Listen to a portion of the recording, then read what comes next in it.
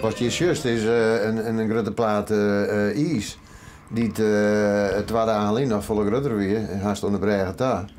En er komt natuurlijk net een schip terug in.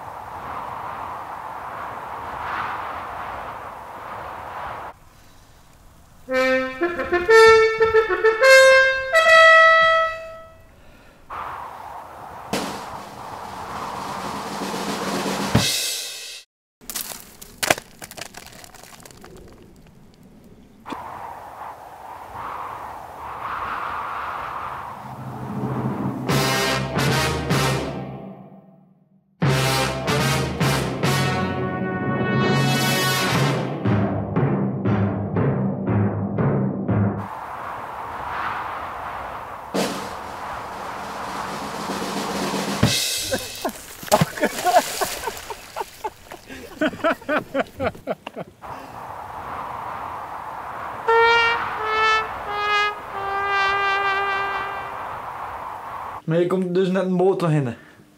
Nou, ik zou mijn boot er net omweg. Maar heeft het dan wel zin dat jou hier zitten? Nou ja, om in elk geval eventueel mensen te waskoken. Dat ze altijd op de bregen willen, dat ze daar dus in het ijs oprennen. En verder voor de rest, ja, we zijn hier. Dat stiet ik oerloonkundige, dus dan ben ik hier. Ja, ja.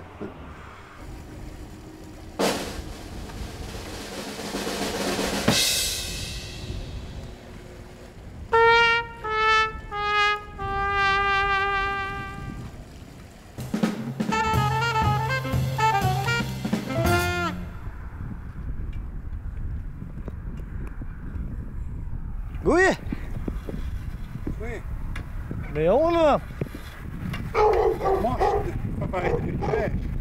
Dus je kam ik het als het ware het gas uit en dan bloot het met hekje in een mos. En dan, maar dat mos, als dat geworden is, dan heeft er blijkbaar geen gas mee. Het rent wel lekker zacht, de mos, maar het is net mooi.